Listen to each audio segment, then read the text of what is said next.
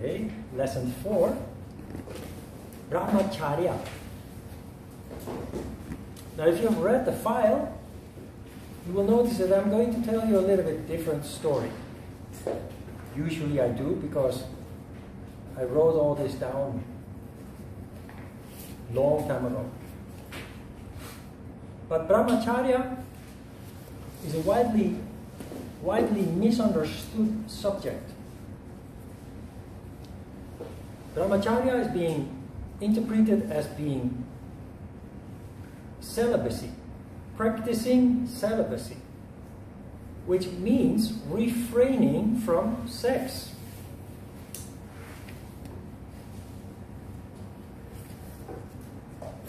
But look at the word.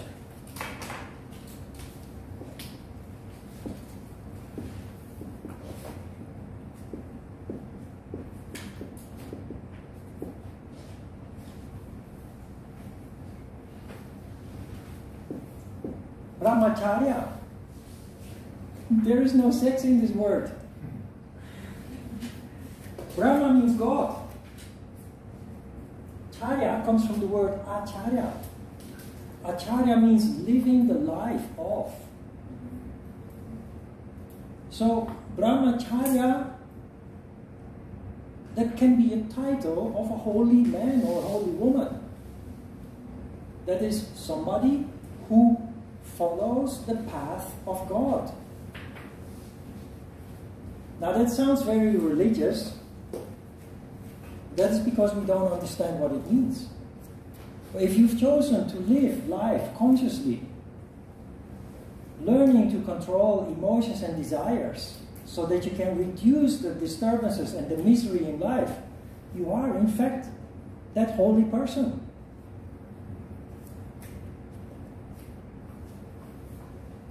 Every yoga practitioner is on their way to be a Brahmacharya. What happened, because sexuality is of course the cause of a lot of misery throughout history, because we were living like animals before we settled down, developed agriculture.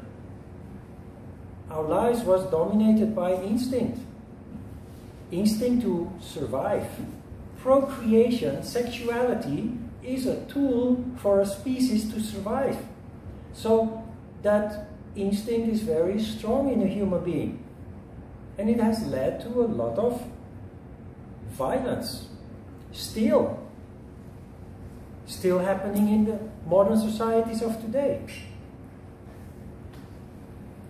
So ancient people, ancient yogis, but also from other continents and cultures, recognized the violence, the distractions, the disturbance, and they said,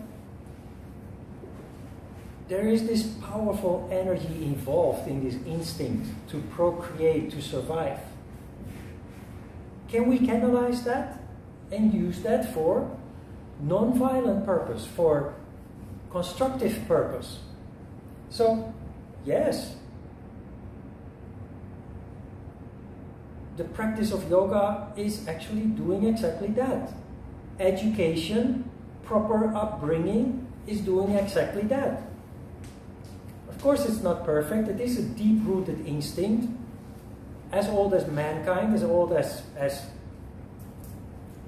any life on this earth that multiplies. But we've come a long way. So it is a very important aspect, and that sexuality takes such a big part of the history of mankind. That is why Brahmacharya is linked to sexuality. But it is not the whole story, that's what I'm trying to say. And on top of that, it's become totally distorted, leading to new problems.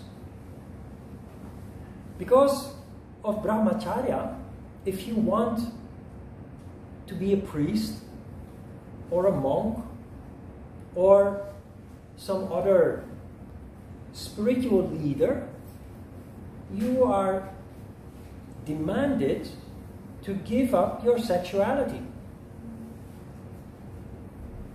We all know where that has led. In the past 30 years, scandal after scandal revealed itself, especially in the Catholic Church, all over the world. Every country, every continent has been facing this. After centuries of abuse, it's all coming out. Catholic Church is a worldwide institute, but believe me, this is happening everywhere, not only in the Catholic Church. Now you have these scandals coming out. In Korea you have the Me Too movement, in Europe, America you have the Me Too movement. Now the scandals come out of the abuse that is happening in professional sports, gymnastics, swimming, what have you. To be a spiritual leader, it's not important that you be celibate, because that is a form, it violates all the 3 previous yamas. Denying your sexuality is violence upon yourself, because it is a very strong instinct that you cannot just sweep under the mat, just ignore or deny. It is a lie and it is theft to simply oppress that and deny that. The key here is to deal with it consciously and sensibly.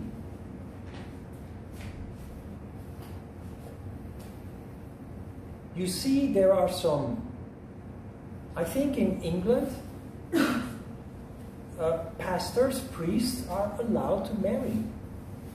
Although the Pope doesn't agree with that, but they just stubbornly stick to that principle and allow. Different church. It's a different church that has a more enlightened approach to what they think religion is about. And I think many yogis are in fact happily married. Right? How is it with Buddhists? Buddhist monks? The abbot of a temple? They're not allowed to marry. They have to make a vow of celibacy, right? Buddhist monks.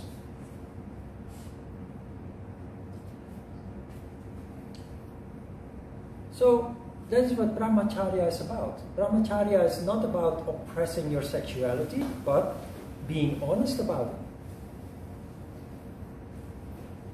Respecting your own sexuality and that of other people.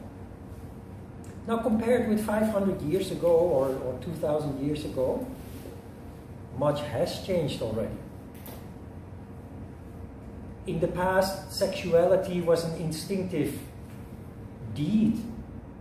It lasted maybe 2 minutes, and there was romance didn't exist. Eroticism didn't exist. It was a purely physical deed.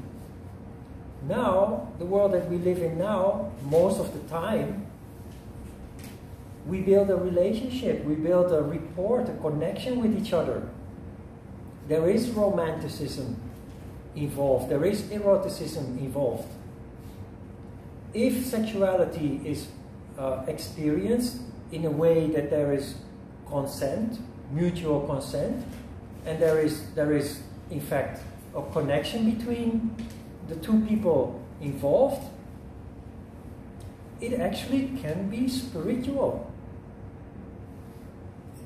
Because that energy is generated, and because there is no violence involved, that energy rises up and can fuel the opening up of the crown chakra. Now this insight is reflected, you know the book, the Kama Sutra? Yeah, usually when I talk about the Kama Sutra, I see naughty glitters in people's eyes, because that is a sex book, isn't it? But it is not. The Kama Sutra, original Kama Sutra, the ancient Kama Sutra, has no illustrations like the modern Kama Sutra. It is a book like the Yoga Sutras of Patanjali that is describing everything that is involved in desire. Because karma is desire. So it's the sutra, the book, that keeps itself busy with the science of desire. So ancient yogis, realizing that everything is energy, and realizing that one of the strongest energies in the human being is sexual energy, they studied that very deeply. And if you're interested in porn, don't buy a Kama Sutra, it's a waste of money. It will be a very, very boring book to read. Because it is yoga, it's a science, it's a deep science, how energy works. But of course, because it is about desire and the interaction between man and woman, you can learn a lot about relationships from that book. But we live in a world where many of those things are already integrated into our upbringing. But yoga has certain specialisms. Kama Sutra is one of them. Ayurveda is another one of them. So astrology, medicine, Ayurveda is medicine, the well-being of the whole human being, the Kama Sutra. These are just branches. But the principle is the same as yoga. It's all about energy and how you can use that in a positive and constructive way. And how you can avoid the negative and the destructive manifestation of this. And that applies to everything in life, and it applies very much so to sexuality. So brahmacharya is not about celibacy. Celibacy is violence, it's the other messages don't come through, only the notices from the government. And they turn off my camera. Spies from North Korea. You can block those. If you put it in airplane mode, right? I just turned mine off. Okay. Later. Let's do that after class.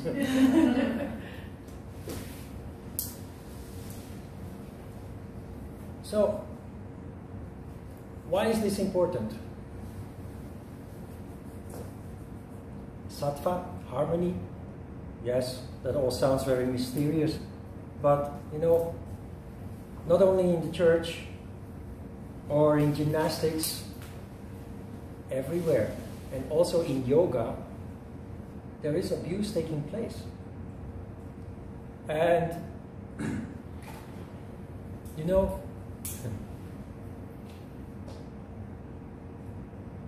people these days, because of the popularization of yoga, yoga teachers are all very young, most of them, not all, but most of them are very young, and almost all of them are girls. But I am old and I am a man, and when people find out that I'm a yoga teacher, they just, out of hand, they just assume that you have many girlfriends.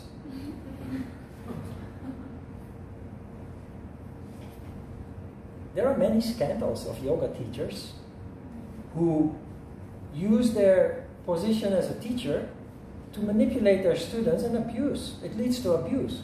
Famous yoga teachers. That hot yoga teacher? Yeah. Bikram. And I saw, you know, Bikram became the focus of you know, his abuse was exposed, and it became a big scandal. So CNN actually gave him an opportunity to give his point of view on this whole scandal. Have you seen that interview with Bikram? I was shocked. He was justifying his abuse. He was blaming the victim. He was arrogant. That I think that interview that was the nail in his coffin. And he had a very successful formula, very commercial. To become a Bikram teacher, very expensive. And then once you are a teacher, you need to keep very strict his guidelines. If you violate them, you're being kicked out of the register or even being fined or what have you. But unchaste behavior destroys lives, careers, families. There's another famous yogi. He was a gymnast, and he became one of those famous yoga teachers. I forgot his name. But you never hear from him again, since it became known that he also engaged in improper relationships with his students. And at home he has a beautiful wife, he has 3 daughters.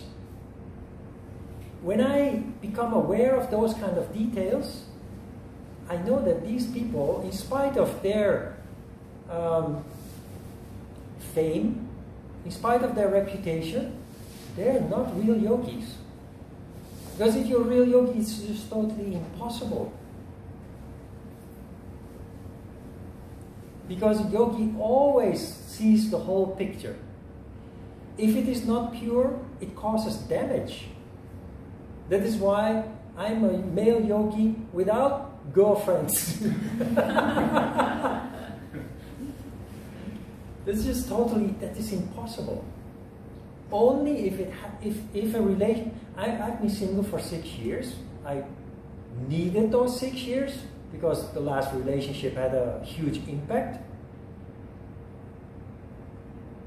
But I'm by nature very shy, and it's just totally impossible to use a position as a teacher to a student to manipulate into a relationship. So it has to happen spontaneously, or it doesn't happen at all. And again, the universe decides when it's the right time. Otherwise, disaster waits, especially for a yogi. You become too sensitive and too conscious. The law of karma strikes immediately. That's no joke.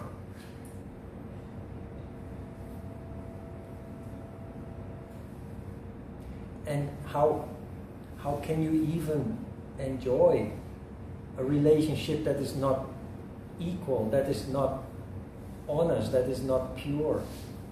That's just, cannot be satisfied with that, or leave alone even proud of that. So anyway, Brahmacharya. You can search my name on the internet. No, you will find no scandal. No, really. Type in the name Bikram and the first article will be about his abuse. And the other yogis, whatever. And we're talking generally about men, but you know, women also have their sexuality, and times have changed, and these days in the newspaper sometimes there are articles about teachers, female teachers who abuse students in their class. It's generally the men that commit abuse, sexual abuse, but you know, we all have our sexual instincts, and women enjoy sex too, and it can happen too. So, but people get fired when it comes out. It really not only destroys careers, but also families. Because oftentimes the partner doesn't want to stay in the relationship when these kind of things occur. So we all have the urge, we all have the need, but before you do anything improper, realize just the consequences of it.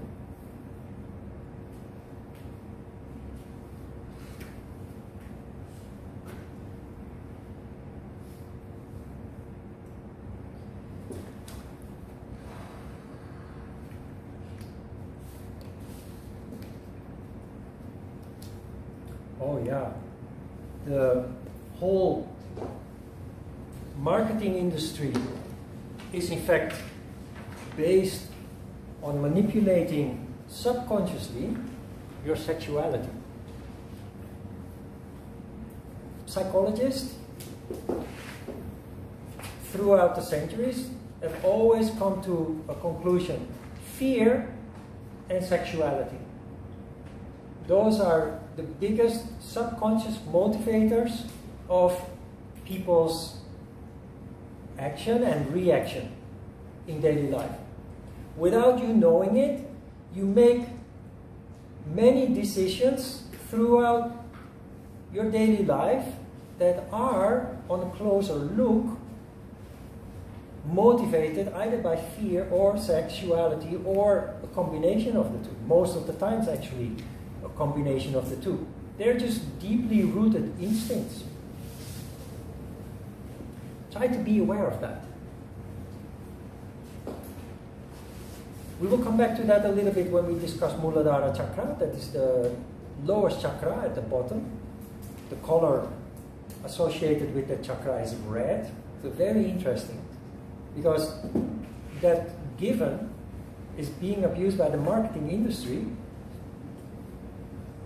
to make multi-billion-dollar industries like McDonald's, like Marlboro, Ferrari. You know Ferrari? Ferrari commercialized too, but in the past Ferrari was a philosophy, a masculine philosophy. So you could order them only in one color, red. Now you see them in white, black, whatever you want, as long as you pay. In the past, you had no option. All old Ferraris are red. That was the only option that you had. It's all designed to manipulate your sexuality. I think in this handout, or yeah, page 2, the hot dog and the hot dog and the ketchup bottle. That's an image from marketing material.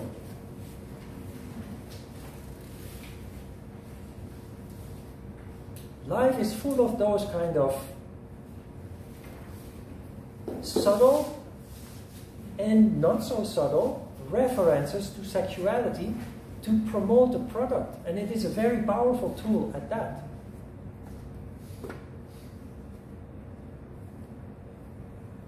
Try to simply be aware of that. It's not seriously harmful. It's just a clever ploy from the marketing industry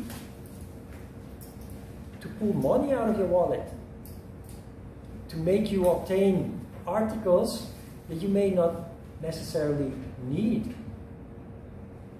There is a book, I think I mentioned it at the end of the page 2, The Hidden Persuaders by Vance Packard, which is about exactly this: how you're being manipulated by the commercial industry, especially the marketing industry,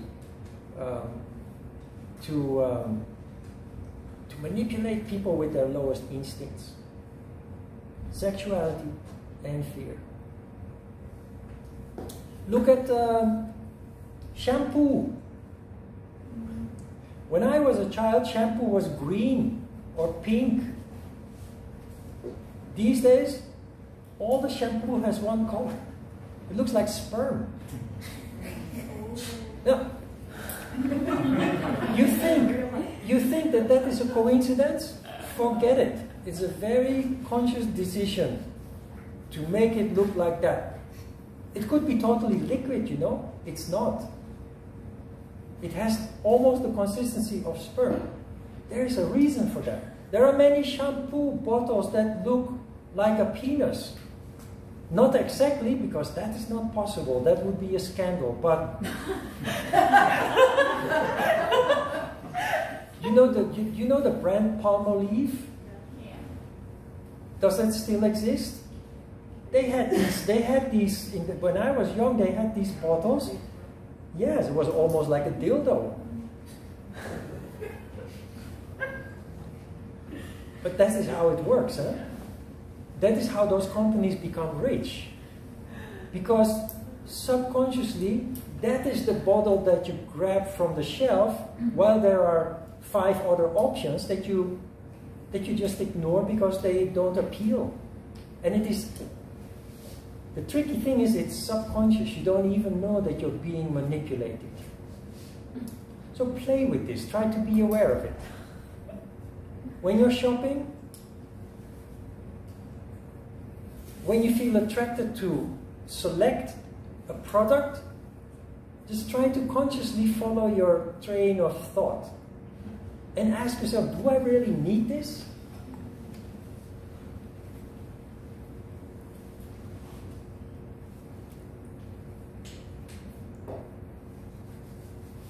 Other examples? We will come back to that when we discuss Muladhara Chakra also.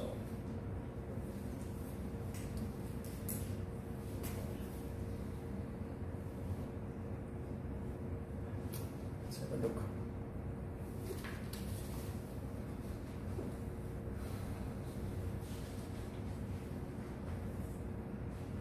Yeah, the media. There's also some tricky, many things have changed. You notice that I mentioned MTV culture. Does it still exist, MTV? Before computers, the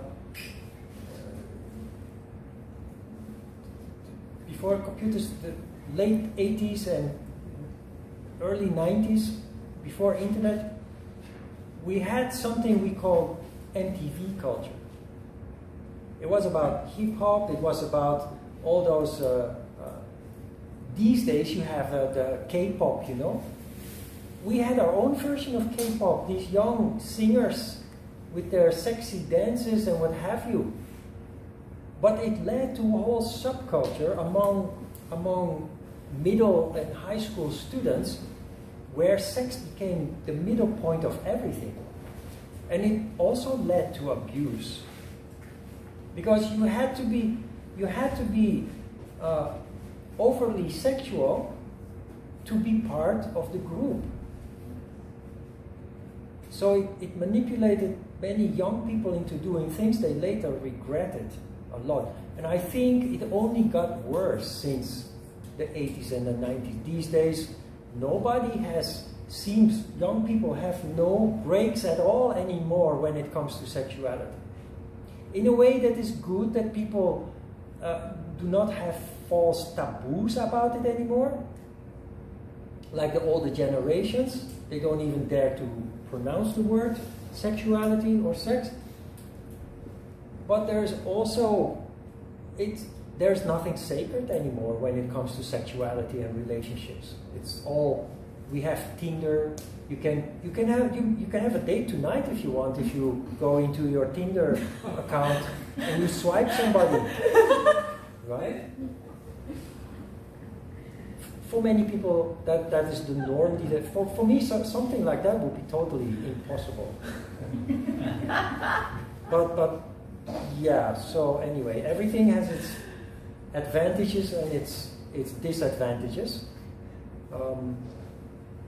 Just be aware of it. Just enjoy life, enjoy sexuality also, but be aware of it, what an impact it has. And Brahmacharya, you know, the concept of a holy person, a holy woman, a holy man, a Buddha, a Christ, these things seem to be very far away from the reality of modern day life. But it is symbolism. When you look at paintings, illustrations, pictures of a holy person, a Buddha or a Christ or a priest, what do you see? You see a halo around the head, a ball of light around the head. What does it mean? It means that you have a higher consciousness. So every yoga practitioner, if you would picture them in the way that ancient people did, you too will be pictured with a halo around your head. So it's nothing special, it's nothing mysterious, it's just symbolism. But why is brahmacharya equated with sexuality? It is the opposite of focusing on your lowest instinct. Because sexuality is in the bottom of your chakra system. While spiritual practice brings energy up, and your point of gravity of consciousness ends up in and around the head. Intellect is stimulated. That is why in spiritual centers, especially in the past, science was very important. In the past, before schools came into being, learning, studying was done exclusively in spiritual centers, temples, monasteries, because it is all inherently linked. When you're on the spiritual path, which means that energy is more and more concentrated here, intellect is activated. You become a natural scientist simply because you become curious. You start asking questions. And because you also develop the ability to use vision, intuition, deep insight, you start working on new theories, you start working on new technologies, all these things in the past were all located in spiritual centers. So again, spirituality, or meditation for that matter, is not a luxury as it has become these days. It has huge implication in the way that we function and the way that society functions. Brahmacharya means to be more and more seated in the higher levels of consciousness, but not denying the lower levels of consciousness. Because a human being is whole. You cannot bring your consciousness to a higher level and just shut off the lower levels of consciousness. But we can control. Yes, and for that you use Ajna Chakra. What we discussed in the first session. Ajna Chakra is where you make the decisions. You observe, you feel, you think. Then in Ajna Chakra you decide whether it is good or not. Whether you should follow up on it or not. So Ajna Chakra is very important. Intellect is very important. That is where you make the decision. So what is the function of the crown chakra? Wisdom, intellect, vision, deep insight, ability to understand complex problems. You cannot do that in the intellect. It is the crown chakra that is responsible for that. Yeah? Questions? So I heard about Tantra. Is it related to? Good question. Yes. Tantra Yoga. You know Tantra Yoga? Do I see some naughty sparkles in your eyes? I have to disappoint you.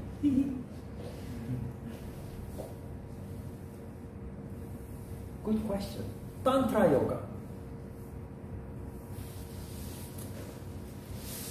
When I talked about Tantra Yoga many years ago in a class, a student told me, we went to India, a group of friends, young people, we went to India and we went to an ashram.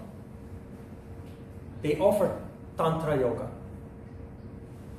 So the first week, they were just practicing yoga to familiarize themselves with each other. After that week, or I think it was 2 weeks, after 2 weeks of just practicing yoga, they were told to draw straws. And the straws would determine with whom you withdraw yourself and have sex. Under the guise of practicing Tantra Yoga. So that student told me we left the ashram. The moment that happened, we were creeped out and we left. I would be creeped out too. This is horrible. I was going to say, among Tibetans, we tend to get very sort of embarrassed about the stereotypes of sex, so I think there's a reverse tendency to downplay those elements, but to be honest, like, sexuality is used in terms of the energy of sexual attachment is used to power your meditation. Like when you meditate in front of gods, you imagine them as attractive, as extremely attractive beings, conventionally attractive. So it does exist, it is there. It's very important to acknowledge that. That is what I try to make clear also. Yeah, no doubt about it. But Tantra Yoga, look, when I started teaching yoga in Korea, I started, Facebook didn't exist yet, Instagram, etc. didn't exist yet, but there was Yahoo Korea and Naver already existed. So the way to promote your class was either through Yahoo Korea or Naver. And I soon got a message from somebody who said, "How dare you?" Because I was explaining my yoga as being based on Hatha Yoga Pradipika and the Yoga Sutras of Patanjali. How dare you use those Tantra books? Don't you know that it's Tantra? Implying it's sex books. All yoga is Tantra. The Hatha Yoga Pradipika and the Yoga Sutras, indeed, correctly, they are tantric books. There is not one sutra that is even mentioning sex or sexuality. How is that possible? Why do people confuse Tantra with sex? I don't know exactly why. Because we are human? But you know what Tantra really means? Tantra is the shuttle in a loom. You know what a loom is? Yeah, a loom is a machine with which you weave a carpet or textile. How do you do that? You span hundreds of wires, vertical, and then with an intricate mechanism, they switch, and every time they switch, there is a loom with a wire that goes from the left to the right, to the left to the right. So what do you see here? Tamas, Rajas, Tamas, Rajas. The whole principle of Tantra is to come. It's symbolical. That shuttle in the loom is symbolism for the fluctuations that life goes through between Tamas and Rajas. Boring, huh? It's more interesting if it's about sexuality. Don't ever get fooled into going into a Tantra workshop or anything like that. It's just an excuse for orgies. I don't know if it's still popular, but especially in higher society, tantric parties became a thing. Tantric parties. It was cocaine, alcohol, and sex. So if you go to a party like that, it's about sex. So, you know, we're only human. And I think most people like sex. So, yes, it's possible that you participate in something like that, but if you do it, then please do it with people that you trust, that you know, that you are familiar with. Just to avoid disaster. It always leads to disaster. Regret. Yes. So enjoy sexuality, enjoy sex, enjoy your partner. but in an honest way. So it means, you know, they misuse the Tantra Yoga to do like some sexual things, right? So Say again?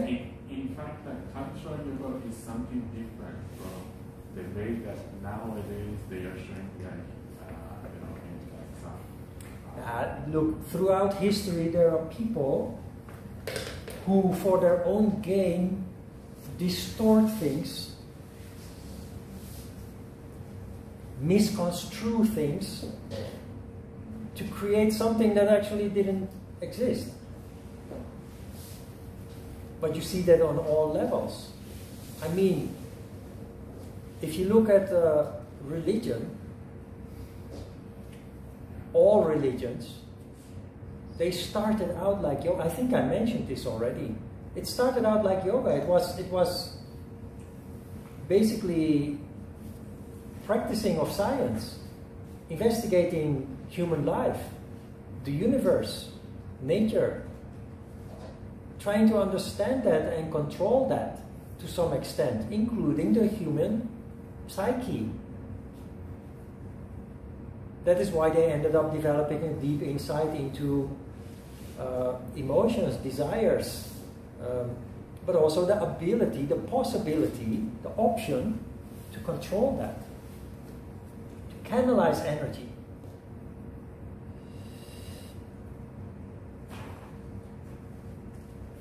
But everything that is good can be abused and turned into something bad. And religion, in essence, is good. It is designed to help people to grow and develop and evolve and become a better human being. But then it is being abused. Then it is being abused to do the opposite.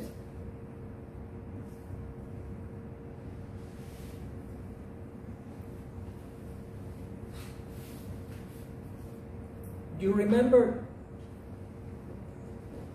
the Roman Empire opposed Christianity initially.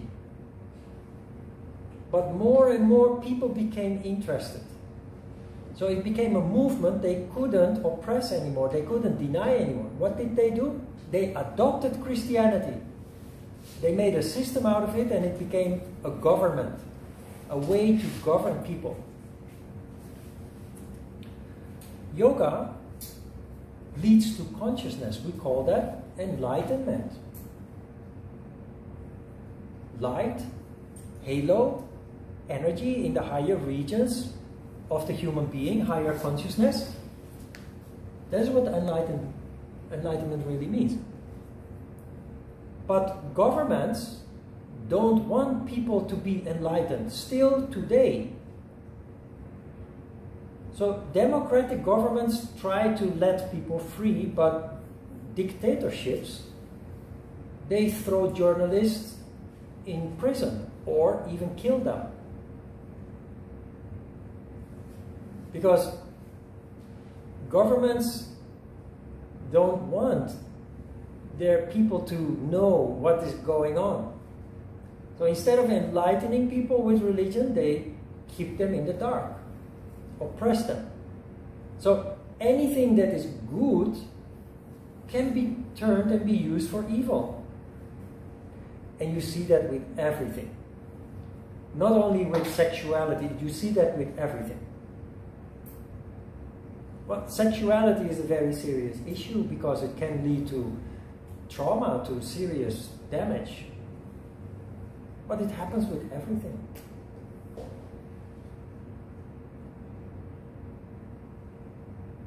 Ignorant people, we call that ignorant in yoga.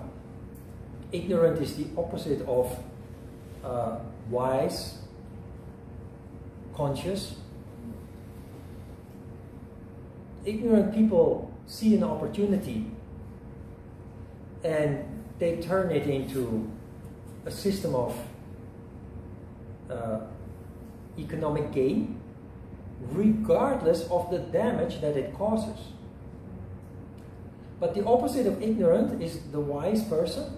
the enlightened person, the conscious person, would never be able to do that. Because you are aware of the destruction that you cause. That is why religion or spiritual practice, meditation, yoga, anything that leads to higher consciousness, it leads to a better world. Just in a natural way, it leads to a better world. You simply cannot engage anymore in activities that cause damage outside of yourself. But ignorant people don't see that. All they can see is themselves in a very egoistic way. That reminds me of the current situation that we are in with a world leader that's just behaving like a little egoistic child. The sad thing is that it affects millions and millions of people. If you understand what we're talking about here, then you can very easily classify people in accordance with that. And I ask myself sometimes, why did we let this happen? Why is this allowed to happen? I know the answer immediately. That's democracy. But let's change democracy then a little bit. If I want to be a yoga teacher, I have to be qualified, right? I have to know a little bit about yoga. How to do an exercise, how to meditate. Well, if I want to be a president of a country, I should at least know a little bit about history and about international relationships and what have you. So please, let's change democracy at least into something where anybody who wants to be a president can be a president, but at least you have to do a test that shows that you are qualified, because that is why this is allowed to happen. It will happen again maybe, but hopefully someday we learn that we should not just allow anybody to become a president. Then again, bad things always lead to good things, so it's just part of the process. Okay, questions? Okay, let's have a short break, just 5 minutes for a toilet break, then we start with asana. Thank you.